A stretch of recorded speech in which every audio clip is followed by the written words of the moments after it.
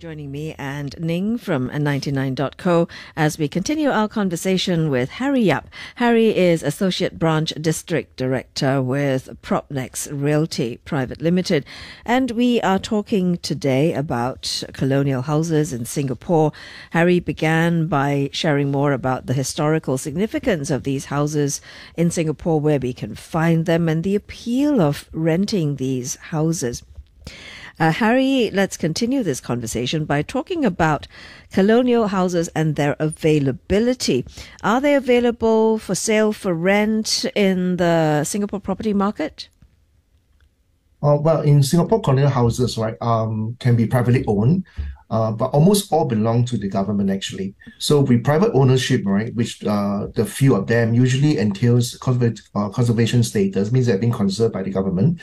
I have to say that they cannot actually demolish the houses. For state-owned colonial houses, right, these are typically the heritage site, so these are only for lease. So many are also maintained for public viewing and educational purpose. So the numbers of houses are not many, actually, Susan, for rental. Right, so there are conservation houses that are privately owned, of course, by families, and they have retained them through the generations. And you're right, some of them are actually lived in by some of these families, but others have actually been turned into users that can benefit the wider community, isn't it? Correct, yeah, that's right. Okay, but government-owned colonial houses are available for rent on the market? Of course. Yeah, in fact, it's quite easy, actually, to know where are they. Right. So if we look at the state-owned colonial houses and to rent them, how do the rental prices for these colonial houses compare to other types of residential landed properties? And what are some factors that would influence these rental rates? Okay, now obviously because of the limited in terms of numbers, right? So rental prices for colonial houses usually surpass those of other similar landed property because of the historic charm, the architecture, and also the prime location.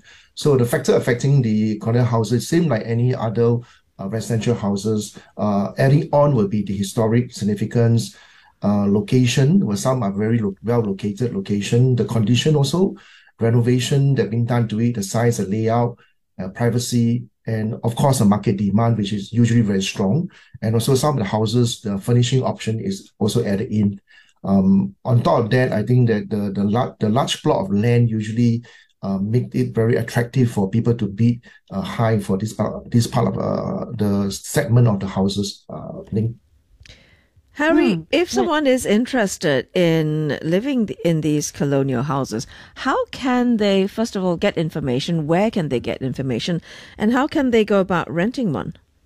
Okay, all these houses actually belong to Singapore Land Authority. They have a website we call the State Property Information Online. It's SPIO.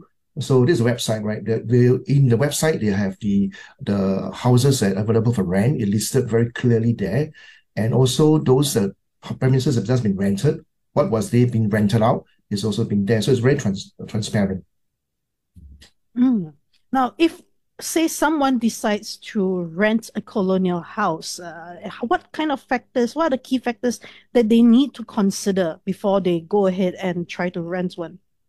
Well, if you look at the key factors, right? Okay, because these houses are not like those that is recently built, so the first thing you need to do, right, is do a thorough inspection of a colonial house. I would say to ensure that it suits your family need. Somehow, those houses is not going to be with modern amenities like the toilets and the kitchens, everything. So be careful with that. Very important, you need to assess the repair and renovation needs. That the SLA is not responsible for all repair. So when you rent a colonial houses, right, you need to maintain the house up to a certain level. And to do that, right, you ensure the house in good condition, watch out for the signs of wear and tear, and also the historic features of the property, right? You are responsible to maintain it. So these are extra things that you need to take note of, I think. So there are quite a bit of restrictions for anyone who wants to rent these colonial houses. So you mentioned earlier that colonial houses, they are also conservation properties.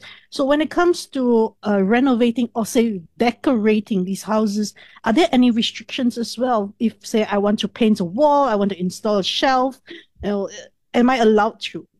Okay, now there are quite a lot of restrictions. So the The authority that's governing it is the URA, the Urban Redevelopment Authority, and also the National Heritage Board.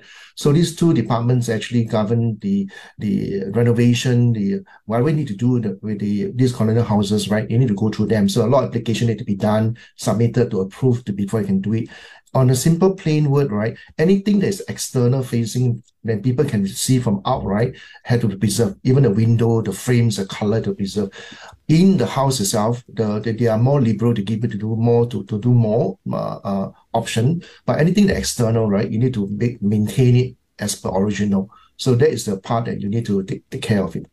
So at the end of the day, you do need to get permission prior to actually making any change, whether major or minor, to the property, Harry.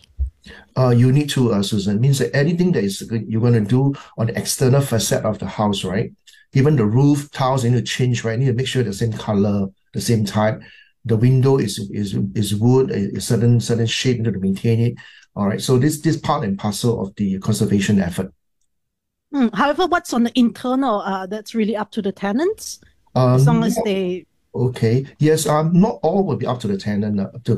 Okay. So now, if especially you're going to install temporary a wall or wardrobe, is fine. That's fine. But anything that's going to affect the structure of the floor, for example, is wooden flooring, the existing wall, right? You cannot do anything about it. All right. If anything you build must be temporary. Okay. So you've got to preserve the integrity of the original house, the way it used to look. Correct. All right. So that's very important. So that part that usually some tenants are not aware, they thought that they can do anything they want is not so. There are a lot of restriction in that. Right. So earlier you mentioned, because these houses, they were built so long ago. So, in terms of the infrastructure, in terms of the wiring and piping, and even air conditioning, they were not really taking like modern needs and modern appliances into mind. So have these houses kind of been updated, Harry? Oh yeah, definitely. Through the years, right? The SRA updated in terms of the electricity requirement to the places. So obviously, AC is not an issue because you still maintain the external facade. Behind the window, they actually put in a little bit of perspex to cover it off. So they do some customization to it. Somehow, it still can be done, but you definitely need more than a normal rental premises. They need to get it customized to your use. And I suppose with many of these conservation shop houses, especially the ones that are further away, for example, out here in the One North area, Harry, and also in the Seletar area, you have to contend with nature. I mean, I lived in a conservation flat out at Wessex Estate, which is close by to where we are now. And we had to actually deal with, things like snakes and stuff. Correct. I mean, that's part and parcel of living in colonial houses. It is. It's part of the charm of it, isn't it? Yes, correct. That's the wonderful thing about it, except for monkeys. Yeah, that too. You've got those as well, Ning. Well, but kids would love that. Oh, absolutely. Ning. But I mean, coming to note that these houses are usually built very solidly. It means that they are built to last. Yeah. So you don't have any issues like seeping water because they're built to last. So no concern about that. It's more like the comfort level, how you customize it or space plan it to your needs. That's the one that's challenging. Right. So you also mentioned that they usually come with a large plot of land. So I imagine a lot of like green grassy areas outside of the house itself. So what can we do with this grass area? Can we say, if I want to build a pool, is that possible? Can I choose to plant whatever kind of plants that I want there, like turn it into like a vegetable patch, perhaps? Can I chop down a tree, for example? No, trees. That chopping trees definitely out. No. I mean, the garden itself, you can do what you want. You can the expat love it because they have dogs, and that's wonderful. All right. So garden space is as long as it's the background, right? You can do what you wanted.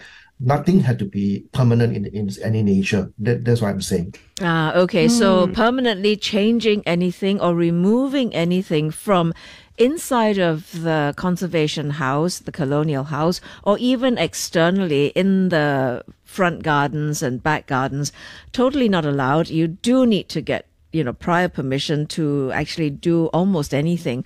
But actually, whatever is external, again, it's about preserving the property that you're moving into. So we get it, and it really does come with quite a lot of thought, isn't it, Harry, to make a decision to rent a house like this, because there are many things you must do and have to do, and there are many things also that you cannot do.